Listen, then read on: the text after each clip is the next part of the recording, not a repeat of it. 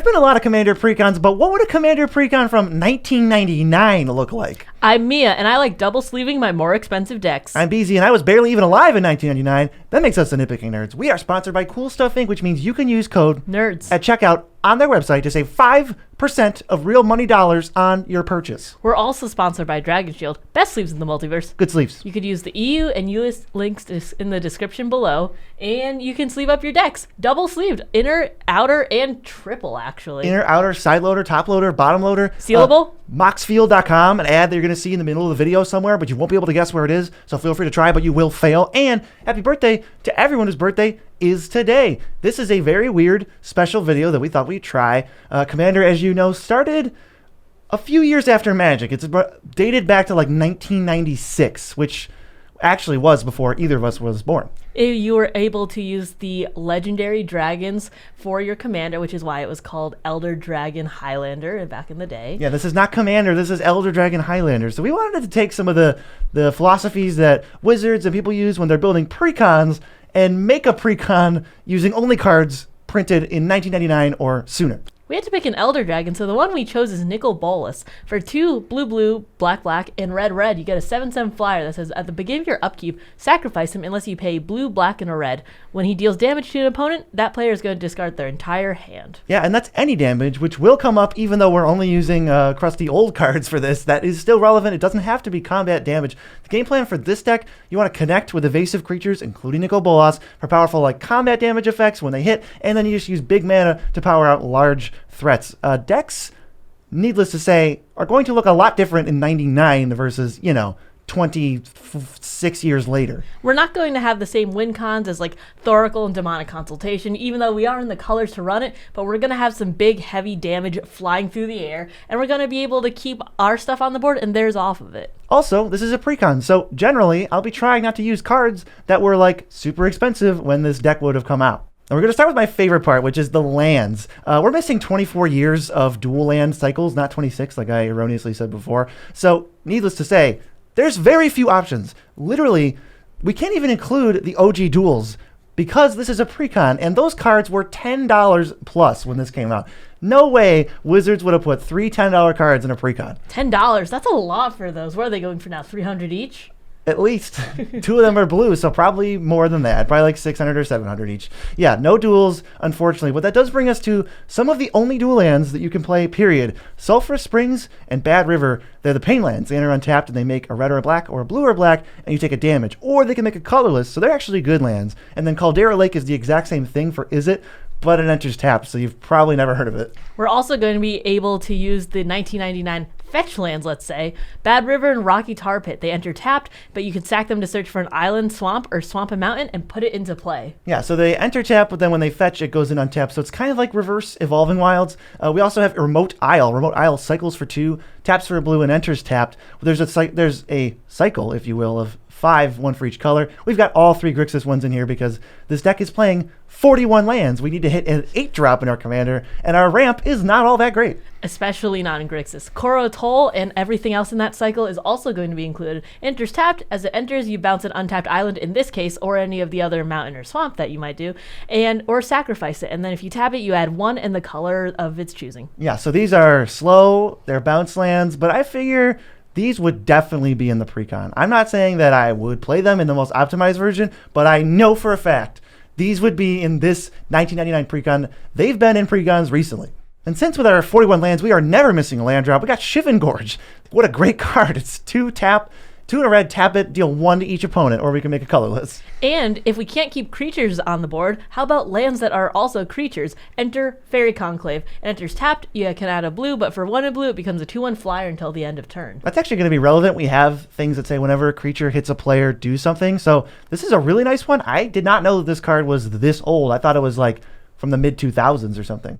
The first way we're going to be trying to get our win in this deck is by being able to hit with Nicol Bolas himself. We're going to have everyone discard their hands, and also commander damage, still a thing. Still a thing. 3 hits and you're out. That was true of all of the dragons. Some it's a little easier to do, but Bolas requires 3 hits. We can do that. Yeah, absolutely. So one of the ways we're going to be able to sneak in damage with Bolas is with Dothy Embrace, Dothy Trapper, and Shadow Rift. They're all ways to give him Shadow so he won't be able to be blocked by anything else in the air. Yeah, or any creature we want, really. Creatures back then were clearly just like 8 steps worse. But I think we can get something going. We have a lot of like early creatures we can put down and then give them Shadow, and then when it gets to the late game, we can give Nicol Bolas Shadow and just say, if you don't answer him, you're dead. I mean, if he hits you, you discard your hand. So once that happens, he's probably not going to die. At least the person who got their hand discarded is not going to be able to kill him. They have no resources. They're going to lose. It also could be a little bit political because it's like, oh no, did you see what they had? They're so dangerous. That deck is so overpowered. Let's keep hitting him. Yeah, he discarded a Lion's Eye Diamond. I don't know. What are the good cards back then? I don't know. But another thing I like is that it's so mean to make somebody discard their entire hand.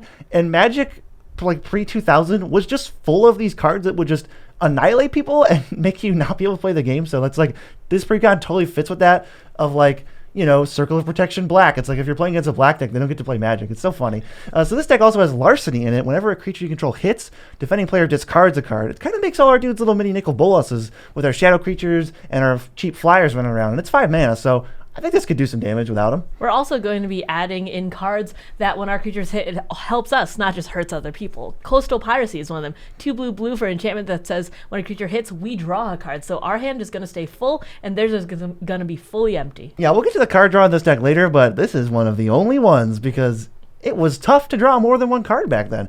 Some of my favorite janky includes cards I never even heard of before. Fire Whip, which is 2 mana for an aura that lets our creature tap to deal 1 to any target, and Hermetic Study, which is basically the same exact card in blue. Didn't know these cards existed. I know cards like it existed, but when we use them on Nicol Bolas, tap him, deal 1 damage to the opponent, they discard their hand still. It's any damage from Bolas, so these cards are worded in the way where the creature deals the damage to the player, and they basically lose. I also like the fact that this could be used on creatures too, not just players. So if there is a little bit of a utility creature that just needs 1 extra damage or only has 1 health, you could just ping it really quickly. Yeah, and you can put it on your other creatures so that you don't have to pay an 8-drop and then play a 2-drop aura when it doesn't have Summoning Sickness. But this is a nice way to ensure that Nicol Bolas not going to be blocked because we're not even using combat. I also love Megrim. When you hit them and make them discard their entire hand, you might as well make them lose 2 life for each other card that they discard too. It's like discard 7, take 7 from Bolas, and then take another 14. That's just brutal. 1 turn cycle, and you're just going to be down almost a quarter of your life. Hypnotic Scepters are a really good way to be able to get people to discard cards too. It's a 1 black for a 2/2 flyer, and when it deals damage to a player, they discard it at random. And you can also equip this with the Fire Whip and Hypnotic Study too, just in case you can't keep Nicol Bolas on the board. Yeah, it also has that weird whenever it deals damage, not whenever it deals combat damage, so that works. And I mean, come on, this is a classic Magic deck. You gotta have a Hypnotic Spectre. We even have Dark Ritual, so we can go turn 1 Dark Ritual and Hippie. It's like classic Magic. Moving on to ramp though, there's actually a lot of cards in here that we still play. One of them just being Soul Ring. It's going to be the best ramp. You need it, you love it, and our commander costs a lot of mana. Plus, it's a Precon. Soul Ring's in every Precon, even the earliest ones. Fellwar Stone and Mind Stone, 2 other really great options. I'm actually happy to play them. They were some of the first cards I added. I was like, oh yeah, these cards are old. Get in there. They stood the test of time. We can also use colored mana with the Fire Diamond, Sky Diamond, and Charcoal Diamond. These were just reprinted like Baldur's Gate and all that. So they're still really cheap to this day. Yeah, they're also some of the only other 2 mana rock options. So I think these would have been staples in the pre-2000s Commander. And even though they undertapped, they make us a little sad, but we'll take it. For 3 drops, we got Basalt Monolith, which taps for 3. We don't have any way to combo with it, but it's just nice to store 3 mana when we have such an expensive commander. And we have so many mana sources in this deck, like land-wise, that we can untap it later and actually get things going. And Worn Power Stone. Enters tapped, makes 2 mana. Still a really good rock, especially back then. Thran Dynamo is also a really good one. We're going to be having to pay that commander tax. So when you can just tap it for 3 mana, not a bad rate. This feels like a format, an environment where you can tap out on turn 4 for a ramp spell, and then untap, play some janky 6-drop, then untap again and start doing things. I feel like we have the time. We also have some weird ones you probably haven't heard of before, because now we're scraping the bottom of the barrel. We got Apprentice Wizard. 1 blue for a 0/1, blue and tap to make 3 colorless. So he puts you up 2 mana. It's like a weird blue mana dork. We'll take it. We really are scraping the bottom of the barrel with Workhorse here. 6 mana for a 0/0, but it enters with 4+1/+1 counters on it, and if you remove a counter, you can add 1 colorless. Yeah, so this is our ramp spell on turn 6 that will then ramp us into Nicol Bolas. Or the worst chump blocker. Yeah, and then we go, it's all coming together now. Now we're going to get you. All right, so since we're living in 1999, no Magic player went anywhere in the 90s without Moxfield.com. Absolutely. You can choose the arts that you want for that specific card. And we chose on the deck list of this deck only the arts from the 90s. So you can see exactly what it would have looked like back in 1999. It's really cool. So definitely check out the deck in the description just to see what it looks like. But only Moxfield can get you that. Only Moxfield can help you do this in a way that doesn't make you want to rip your hair out, unlike all the other sites that only came out after Moxfield crushed it in the 90s, in the late 90s. It also tells you the prices of the cards too. So whether it's the 90s version, a Secret Lair version, or something that just got reprinted, you can see the exact prices for it at that moment. Get on over to Moxfield. Next, I want to talk about the removal in this deck, because some of it was actually pretty decent. So the first thing I want to touch on is we got a lot of 1/8/7 creatures. That's definitely what they were called back then, too, is they enter and they kill something and then they stick around, maybe as an evasive flyer or just a creature to have to do things with. Bone Shredder's the first one. It's 2 and a black for a 1/1 flying with Echo, 2 and a black. So you have to pay the cost again or it gets sacrificed. And then when it enters the battlefield, destroy a non-artifact, non-black creature. It's got flying, so it works with our Larceny and our Coastal Piracy, and it just blows something up, although it can't be black. There's also Necrotol in here, 2 black for a 2/1 first striker. When it enters the battlefield, destroy target non-black non-artifact creature, and it can't be regenerated. Yeah, black, not really that good at killing non-black non-artifact creatures, because the next one is Dark Hatchling, which is a 6 mana 3/3 flyer. Really good stats as far as I'm concerned compared to the other creatures in this deck. Enters and destroys a non-black creature, which also can't be regenerated, and it's flying, which is so nice for our connecting and evasive shenanigans. It's really hard to kill black creatures in this, I guess, because Terror, 1 black for an instant, destroy target non-black non-artifact creature. How are we killing them? I think the black precons always have some kind of Doomblade variant, and this is the original, so we had to put it in. And we did also manage to find some board wipes. Mia, let us know what kind of board wipes we got. The first one being Earthquake. I feel like I've seen this actually pretty recently, too. X in a red for a sorcery that says deal X damage to each creature without flying in each player, so it won't hit the majority of our creatures. It won't hit Nicol Bolas, and it can finish players off. If we're at 20 and they're at 10, fire it off with our Workhorse ramp, and then we can just take them out. Another board wipe is Nevinyrral's Disc, 4 for an artifact, and it enters tapped. 1 and tap it, destroy all artifacts, creatures, and enchantments. The 1999's Perilous Vault. Yeah, how does this not constitute a complete auto-include staple back in the day? I think this is going to be in every deck, just like Soul Ring, obviously. So Nevinyrral's Disc is in here. We also get to play Arcane Denial and Counterspell, 2 old counterspells that have easily stood the test of time. They're going to be totally fine exchanges. And maybe some less than desirable ones after that, though. Like Dismiss, 2 blue to counter a spell, and then you draw a card. One of the worst rates I've seen in a while. Yeah, but it does counter the other Elder Dragons. So when they tap out and spend all their mana, maybe after we played Bolas or something, and we go, stop it, draw a card, that's a pretty big swing. The worst rate for a counterspell on here, though, is Desertion. 3 blue to counter a target spell. If an artifact or creature spell is countered this way, put this card onto your battlefield under your control instead of to its owner's graveyard. So maybe we'll get something good, maybe we won't. Who knows? Yeah, I think maybe back in 99, the rules even allowed you to take commanders with this card. So if that's the case, you should definitely get this in your 1999 Precon. Go back in your time machine, and then I guess mess everybody up at the LGS. I'm not sure what to do after that, but you do have a time machine. Next, we got card draw, and there's not much of it, but we're going to tell you what we did manage to find. The first 2 being Tidings and Opportunity. Tidings is a 5-mana sorcery. Opportunity is a 4-mana instant, 6-mana instant, and both say draw 4 cards. This is a nice burst of card draw. Clearly, the rates are not great, but they are at least consistent. We need that. It's pretty hard to get good, efficient card draw back in the day, so we're going to have to take what we can get. But we do get some X burst spell. We got Stroke of Genius, X2 blue instant, draw X. When we play all of these ramp, either optimal or suboptimal, we can start powering out like a draw 7 or a draw 5 and get ourselves back in the game. Brain Geyser is maybe slightly worse. It's X blue for a sorcery, and you draw X. So this is just hey, I need a refill. Maybe I'll tap out for 5 or 6 mana. It's scalable. In the late game, it's a huge top deck. Our opponents are going to be so jealous when they have nothing, and we're like, oh, I don't know, draw 6. Yeah, it's what are you playing, a red-green deck? Oh, you're not drawing any cards.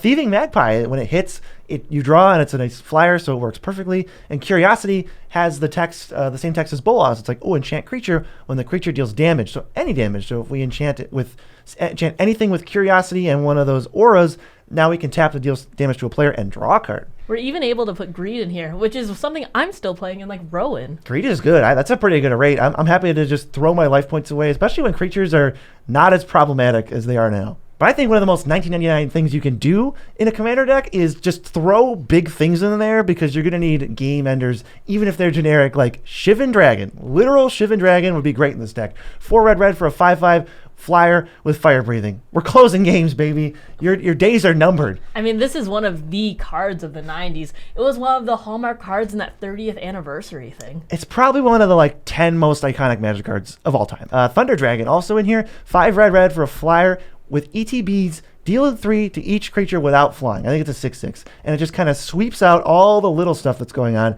and makes the battle take to the skies, and you got a big beefy body along with Nicol Bolas. I mean, we're not going to be able to flicker it like we would be in current day things, but we are going to be able to clear the board because most of our stuff flies. Shivan Hellkite is also a good one to put in. 5 red for a 5/5 flyer. For 1 and a red, you can deal 1 to any target. And this also works with Curiosity, so we're going to be able to get those effects even though it's not combat damage. Yeah, we put Curiosity on this thing and start paying 1 and a red to deal 1 and draw a card. I mean, that's broken. That's clearly anyone who is playing with us when we time travel back will concede and just go, you are the combo master. And if you're curious, we have some stats for our little 1999 Precon. The average mana value actually is only 3.09, so possibly we might have let you down by building too efficient of a deck. You can always, if you want to throw in 4 more 7-drops to get it up to 3.4, maybe that would be good for your 1999 metas. We don't want you to be known as the 1999 pub stomper. No, we really don't. We have 11 ramp in this deck, which is pretty sweet. 16 removal, that feels like classic Nicol Bolas to me. 8 card draw. We did as good as we could, and 41 lands, like I mentioned. This deck is sweet. I definitely want to do more of these. So if you're looking for more content to watch, Mia, what are we sending them to? We're going to send them to the 7 most hated. Yeah, the 7 most hated. Nicol Bolas will not be on there.